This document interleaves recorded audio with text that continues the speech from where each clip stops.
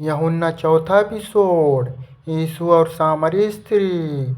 जब यीशु को पता चला कि फरीसियों ने सुना है कि यीशु यूहन्ना से अधिक लोगों को बपतिस्मा दे रहा है और उन्हें शिष्य बना रहा है, यद्यपि यीशु स्वयं बपतिस्मा नहीं दे रहा था बल्कि यह उसके शिष्य कर रहे थे, तो वह यहूदियों को छोड़कर एक बार फिर वापस गलील चला गया।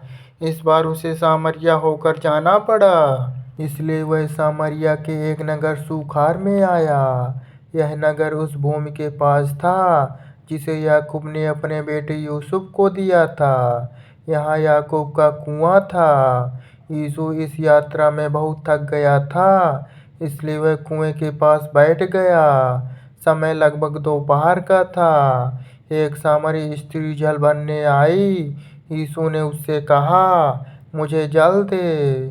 शिष्य लोग भोजन खरीदने के लिए नगर में गए थे। सामरी स्त्री ने उससे कहा, तू यहूदी होकर भी मुझसे पीने के लिए जल क्यों मांग रहा है?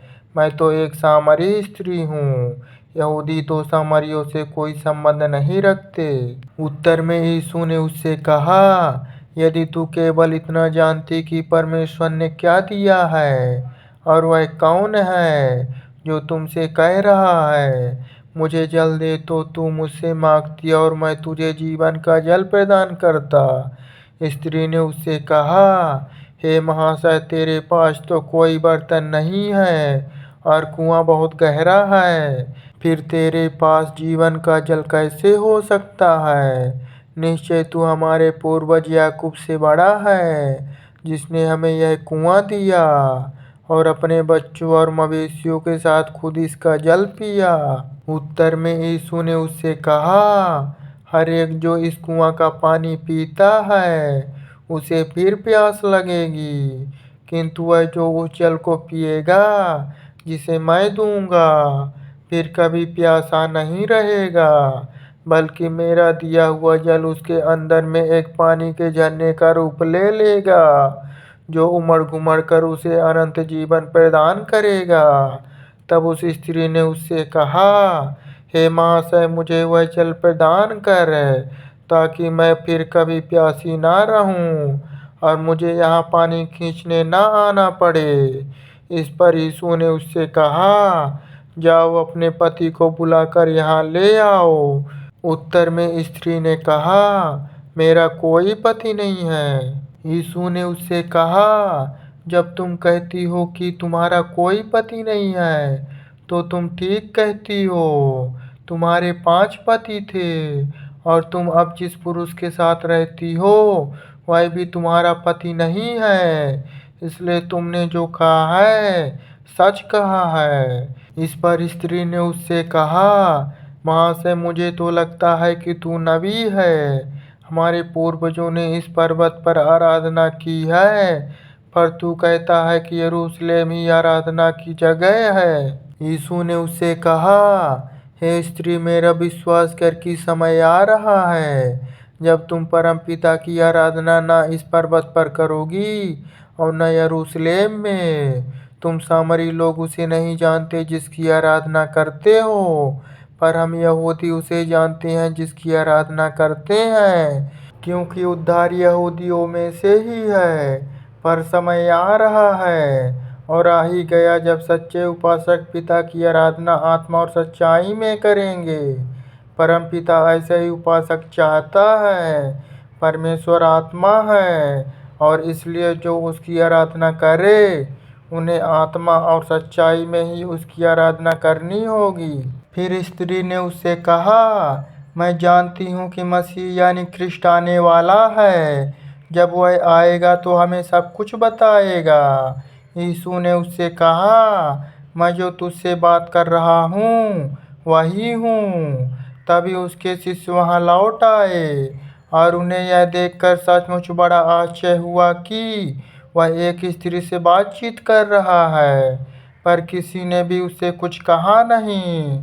तुझे इस स्त्री से क्या लेना? तू इससे बातें क्यों कर रहा है? वह स्त्री अपने पानी भरने के घड़े को वहीं छोड़कर नगर में वापस चली गई और लोगों से बोली, आओ और देखो, एक ऐसा पुरुष है जिसने मैंने जो कुछ किया है वह सब कुछ मुझे बता दिया। क्या तुम नहीं सोचते कि वह मसीह हो सकता है? इस पर लोग नगर छोड़कर यीशु के पास जा पहुँचे। इसी समय यीशु के शिष्य उससे विनती कर रहे थे, हे रब्बी, कुछ खा ले। पर यीशु ने उससे कहा, मेरे पास खाने के लिए ऐसा भोजन है जिसके बारे में तुम कुछ भी नहीं जानते। इस पर उसके शिष्य आपस में एक दूसरे से पूछने लगे, क्या कोई उसके खाने के लिए कुछ लाया होगा? यीशु ने उनसे कहा, मेरा भोजन उसकी इच्छा को पूरा करना है जिसने मुझे भेजा है, और उस काम को पूरा करना है जो मुझे सौंपा गया है। तुम अक्सर कहते हो 4 महीने और हैं, तब फसल आएगी। देखो, मैं तुम्हें बताता हूँ, अपनी आंखें खोलो और खेतों की तरफ देखो, एक काटने के लिए तैयार हो चुके हैं। वह जो कटाई कर रहा है अपनी मजदूरी पा रहा है और अनंत जीवन के लिए फसल इकट्ठी कर रहा है, ताकि फसल बोने वाला और काटने वाला दोनों ही एक साथ आनंदित हो सकें। यह कथन वास्तव में सत्य है। एक व्यक्ति बोता है और दूसरा व्यक्ति काटता है। मैंने तुम्हें उस फसल को काटने भेजा है जिस पर तुम्हारी मेहनत नहीं लगी है, जिस पर दूसरों ने मेहनत की है, और उनकी मेहनत का फल तुम्हें मिल रहा है। उस नगर के बहुत से सामरियों ने यीशु में विश्वास किया, क्योंकि उस स्त्री के उस शब्दों को उन्होंने साक्षी माना था। मैंने जब कभी जो कुछ किया उसने मुझे उसके बारे में सब कुछ बता दिया। जब सामरी उसके पास आए तो उन्होंने उससे उनके साथ ठहरने के लिए विनती की। इस पर वह 2 दिन के लिए वहाँ ठहरा, और उसके वचन से प्रभावित होकर बहुत से और लोग भी उसके विश्वासी हो गए। उन्होंने उस स्त्री से कहा, अब हम केवल तुम्हारी साक्षी के कारण ही विश्वासी नहीं रखते, बल्कि अब हमने स्वयं उसे सुना है, और अब हम यह जान गए हैं कि वास्तव में यही वह व्यक्ति है जो जगत का उद्धार करता है।